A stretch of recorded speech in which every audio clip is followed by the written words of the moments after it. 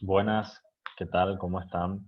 Eh, Continuando con nuestra unidad, la última unidad, la unidad número 10, que recién puedo grabar, que subiré a la plataforma.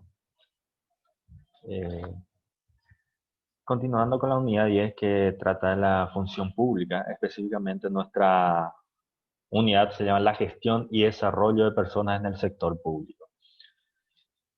Hablamos de la ley de la función pública, que es la ley 1626 del año 2000. Como les dije, hablamos en la primera parte de cómo son, en qué se rigen. En este punto específico vamos a hablar de lo que es la clasificación, promoción y remuneración de los cargos. Eh, Hay que saber que la diferencia, la norma da una diferencia entre cargo, jerarquía y categoría. Cargo es la función o el trabajo que desempeña el funcionario público, que es lo que establece el artículo 30 de la ley 1626. Eh, Ese cargo público es creado por ley, tiene que ser creado por la ley y su remuneración tiene que estar prevista en el presupuesto general de la nación. Los cargos tienen un orden jerárquico. ¿Y qué significa ese orden jerárquico? ¿Qué es la jerarquía? Que nos explica en el artículo 31, que es el orden en que se organizan los cargos en relación con una preeminencia de cada una de ellas. O sea, el orden, o sea, quién es más alto, quién es más bajo, a eso se le llama jerarquía. Y la categoría es lo que establece la clasificación presupuestaria para el cargo. Para su determinación, siempre se va a lo que establece el orden jerárquico del mismo. De ahí eh, se denominan esas tres diferencias entre cargo, jerarquía y categoría. Al funcionario le corresponderá un cargo contemplado en la clasificación respectiva. La clasificación de los cargos de los funcionarios públicos se hará por separado y constituirá una base para determinar la remuneración. Eh, el artículo 35 habla de la promoción del funcionario público. Habíamos visto que para el ingreso se tenía que hacer eh, el concurso de oposición. Para la promoción, ¿qué significa promoción? O sea, pasar a otra jerarquía del funcionario, se tiene que realizar también ese concurso público de oposición, que muchas veces es letra muerta. Eso solamente es a los efectos de lo que establece específicamente la norma. El presupuesto general de la nación fijará anualmente el personal solo correspondiente a cada cargo, naturaleza del mismo, su categoría y la función. O sea, en el presupuesto general de la nación se establecerá cuántos funcionarios se va a contar cada institución, cada punto, y el sueldo de la mayoría. Hace una aclaración específica que no se fijarán sueldos proporcionales inferiores al salario mínimo legal establecido del Poder Ejecutivo para actividades diversas no especificadas, que a la fecha son 2.112.000, por ahí son específicamente. No se tiene. Pero, ¿qué pasa acá? La gente echa la letra, la trampa, no le meten cómo funciona y inventan lo que se llama una especie de contratados, que es algo que no existe en la ley de la función pública, como vimos anteriormente. Hay una figura de contratos, pero no para actividades continuadas, solamente para casos especiales. Pero ahí le encuentran, o sea, por ejemplo, los barrenderos le hacen un supuesto contratado a las bibliotecarias. Por citar un ejemplo, le hacen figurar como contratadas porque ellos no son nombradas, porque al ser nombradas tienen que ser establecido en el presupuesto general de la nación. A esto es lo que muchas veces en doctrina se conoce como el principio de realidad, y ahí es lo que se encuadra, son funcionarios públicos. Depende muchas veces del criterio del tribunal específicamente, pero es un criterio continuo dentro de la doctrina misma, que ellos por el principio de la realidad son funcionarios públicos. Ese es a modo de comentario, ¿verdad? Después la norma nos habla de los traslados de funcionarios. ¿Se puede trasladar a los funcionarios? Sí se puede trasladar a los funcionarios, pero existen ciertos requisitos y en qué momento puede ser trasladado. Por razones de servicio, el principal punto por razones de servicio que puede ser trasladado tiene que ser dispuesto por la autoridad competente, es decir, por ejemplo, en el caso de un ministerio, por ejemplo, el ministro tiene que otorgar, no, por ejemplo, un director respectivo de una dependencia, es el ministro que tiene que otorgar ese traslado y debe ser al mismo cargo y misma remuneración. También se puede hacer dentro del mismo organismo o entidad o otros distintos, es lo que se llama muchas veces comisionamiento, lo que se le nombra muchas veces, se puede establecer. El traslado de un funcionario de un municipio a otro siempre debe hacerse de mutuo acuerdo. Es decir, siempre hay que hacer un mutuo acuerdo. A excepción, siempre la norma hace una excepción, en el caso de que la urgencia para cubrir vacancias, experiencias especiales de los profesionales funcionarios que hagan necesaria la prestación de servicio, el traslado de la sede del mismo organismo o entidad del Estado, si por ejemplo tenía su sede, por dar un ejemplo, tenía acá en Bocayatí, se va a trasladar a Iturbe, en Bocayatí se va a cerrar la oficina, por decirlo así, ahí se establece ese traslado, pero son casos excepcionales en ese caso.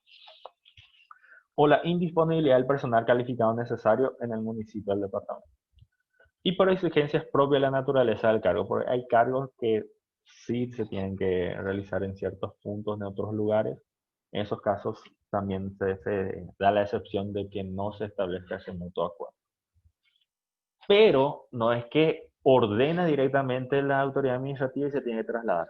Muchas veces es letra muerta porque se cumple para no andar mal con las cosas. Pero la norma específicamente aclara que el pago se le debe pagar cuando pase de menos de por lo menos 50 kilómetros, siempre y que no se trata de una comisión por corto tiempo, es decir, solamente un mes para cubrir una vacancia, sino va a ser en forma permanente, pagará el traslado de la remuneración especial por desarrollar para los conceptos. Pasaje del funcionario, de su cónyuge, ascendiente, descendiente, bajo su inmediata dependencia.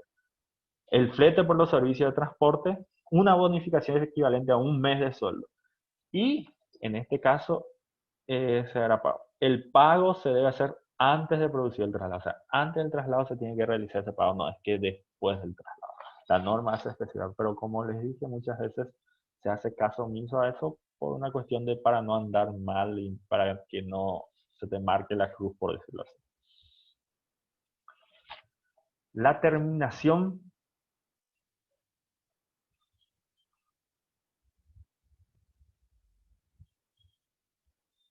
la terminación de la relación jurídica entre el Estado y sus funcionarios. Hay 6 casos en los que puede terminar la relación. La renuncia, jubilación, supresión o fusión de cargo, destitución, muerte o cesantía por inhabilidad física o mental comprobada, o sea, declarada judicialmente, sería en este caso la comprobación. En esos casos, cumplido, como vimos, el periodo de prueba que era de 6 meses, que sin ninguna responsabilidad cualquiera de las partes puede dar por terminado la relación, cumplió ese periodo de prueba, estableció el funcionario cuya relación jurídica termine por supresión o fusión de cargo, salvo que otra permanezca en disponibilidad sin goce de eso, perciba la indemnización por despido sin causa y por falta de preaviso. En el caso de cuando un funcionario es imputado por hechos tipificados como punibles, será suspendido en el cargo por un tiempo que dure el proceso. Por ese tiempo que dure el proceso se da por suspendido ese contrato. La destitución del funcionario público será dispuesta por la autoridad competente y debe estar presidida por un fallo condenatorio recaído en el sumario administrativo. O sea, sí o sí se tiene que hacer un sumario administrativo para que se le destituya a un funcionario. Si no se establece esa destitución por el sumario administrativo, que más adelante veremos las sanciones en qué corresponde la destitución,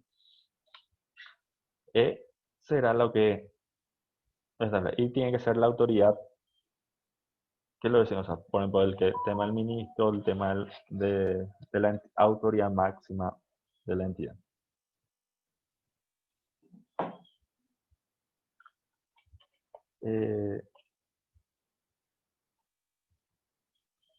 También habla la norma, prevé que el presupuesto general de la nación tiene que establecer las partidas necesarias para el pago de las indemnizaciones previstas. Ahora, la estabilidad del funcionario. Habíamos hablado de la primera parte, una estabilidad parcial, pasado el periodo de prueba. Hay una estabilidad que sí misma es cuando un derecho, se entenderá por estabilidad del derecho del funcionario público a conservar el cargo y la jerarquía alcanzado en el respectivo escalafón, y la estabilidad se adquirirá a los 2 años interrumpido el servicio de la función pública. La terminación de la relación jurídica entre el Estado y los funcionarios se regirá por lo establecido en esta ley y supletoriamente por el Código de Trabajo. Es decir, a partir de los 2 años se adquiere la estabilidad en la función pública. Y todas las relaciones se rigen de acuerdo a la ley 1626 y supletoriamente, en el caso de que no se establezca, se rige por el Código del Trabajo. Posteriormente hablamos de los derechos de los funcionarios públicos.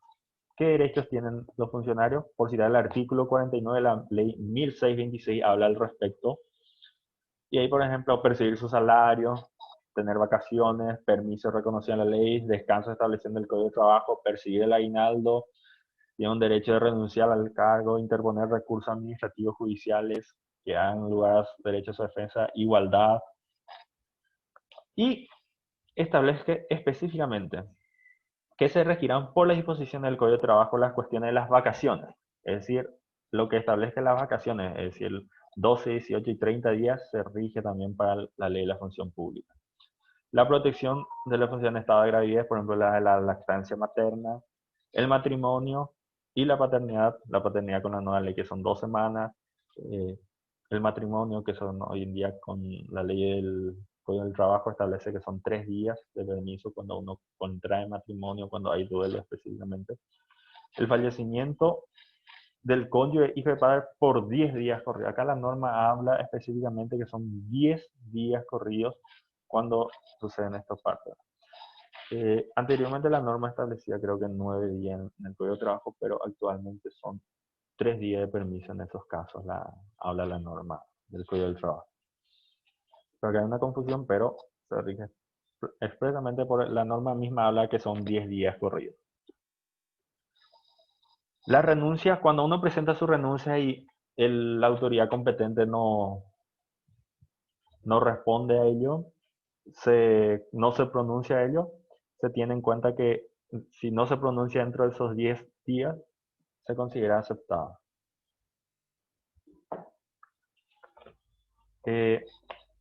Acá la cuestión. Cuando termine la relación jurídica entre el Estado y sus funcionarios, pues cuando estén en condiciones de acogerse a la jubilación, tendrán derecho a la devolución, sin que estos, con acoger su jubilación, tendrán derecho a la devolución de su aporte en el plazo máximo de 1 año. Es decir, termina la relación jurídica entre el Estado y sus funcionarios. Si no se llega a cumplir con la jubilación para que uno pueda jubilarse, tiene derecho a que se le devuelvan sus aportes, pero en el plazo máximo de 1 año.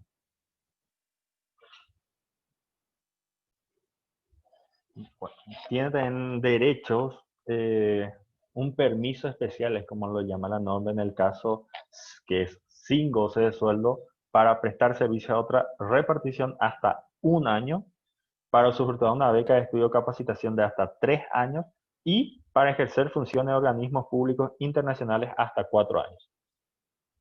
Al término de la vacancia obligada para tener la categoría que le corresponde, el cargo de funcionario prevista en el inciso B se va a ocupar por otra forma provisoria hasta tanto que dure la ausencia del becario solamente. Obligaciones de los funcionarios públicos.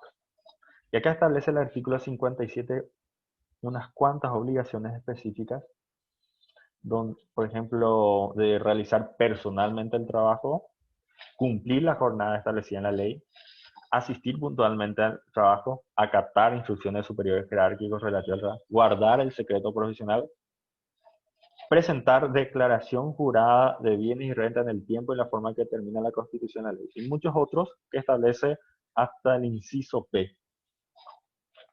Eh, Cuando el funcionario público se ausente de su trabajo por razones de salud, tiene que justificarlo con la presentación del certificado médico correspondiente, que es dentro de las 48 horas. Se tiene que establecer. Caso contrario, se tendrá considerado como día no trabajado. La jornada, este punto de la jornada de trabajo efectivo, salvo casos previstos en la reglamentación, la presente será de 48 horas semanales, o sea, como máximo. Muchas veces no debería cumplir ni este punto. En el punto específico de la prohibición al funcionario público, conforme a lo que establezcan los respectivos reglamentos, utilizar la autoridad de influencia que pudiera tener a través del cargo, trabajar en una organización, administración de actividades políticas en la dependencia del Estado, usar la autoridad que provenga del cargo para influir, afectar un resultado de alguna elección, cualquiera sea su naturaleza, ejecutar actividades ocupando tiempo de jornada de trabajo, utilizar personal, material de información reservada y confidencial para depender para fines ajenos, y muchas otras prohibiciones que le establece al funcionario público. La norma hace una aclaración específica que ningún funcionario público podrá percibir dos o más remuneraciones de organismos o entidades del Estado, que no puede recibir dos o más que en la misma Constitución establece. Muchas veces se le da una interpretación muy extensiva al respecto. Y especialmente en este punto, en el artículo, exceptúase la disposición del artículo, la docencia en tiempo parcial. Solamente la docencia, no la educación. Pues muchas veces la gente utiliza cargos de directores y cumplen otras funciones. Es decir, lo que la ley permite es en el caso de la docencia únicamente. En el régimen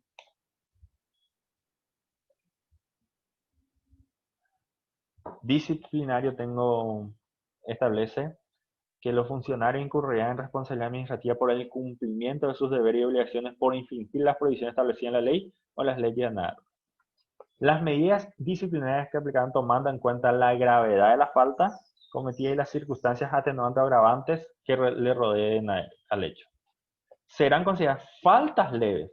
Establecen como faltas leves 4 faltas leves, que son la asistencia tardía e irregular del trabajo, negligencia en el desempeño de sus funciones, falta de respeto a los superiores compañeros de trabajo o al público, y la ausencia injustificada.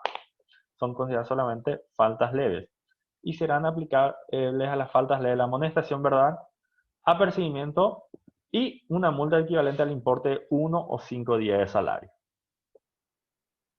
Serán faltas graves la ausencia injustificada por más de 3 días continuos, abandono del cargo, incumplimiento de una orden superior jerárquico cuando ella se ajuste a las obligaciones, no cualquier orden, ¿verdad? Reiteración o reincidencia de faltas leves, incumplimiento de las obligaciones de transgresión, malversación, incumplimiento de las obligaciones de atender servicios esenciales para quienes hayan sido asignados para el efecto, nombrar o contratar funcionarios en transgresión a la dispuesta en esta ley, y los demás casos no previstos en esta ley contemplados en el Código de Trabajo en las leyes casos justificadas. Las sanciones a ellos son suspensión del derecho a promoción por 1 año, suspensión al cargo sin goce de sueldo hasta 30 días, y C, la destitución o despido, con inhabilitación para ocupar cargos por 2 a 5 años. La falta establecida en los incisos H, que es la malversación, distracción, retención o desvío de bienes públicos, comisión de hecho punido, identificado en el Código contra el Estado, contra las funciones del Estado. El I, que es el incumplimiento de la obligación de atender servicios esenciales. J, nombrado contra la función en transgresión a la norma. Y K, los demás casos previstos en la ley contemplados específicamente serán sancionados con la destitución. Es decir, en este caso será aplicado el inciso C. Por último punto, para ya hablar, las sanciones administrativas por faltas leves serán aplicables por el jefe de la repartición pública donde presta el servicio. No hace falta sumario. Pero para en el caso de la aplicación de las sanciones disciplinarias a faltas graves, ahí que serán aplicadas por la autoridad administrativa del organismo entidad del Estado previo sumario administrativo. Esa es la diferencia entre la aplicación de sanciones en las faltas leves y en las faltas graves. Eso es por todo más o menos un resumen a grandes rasgos de lo que establece esta última parte de la unidad. Espero les sirva de ayuda. Nos encontramos posteriormente en cualquier ocasión. Muchas gracias.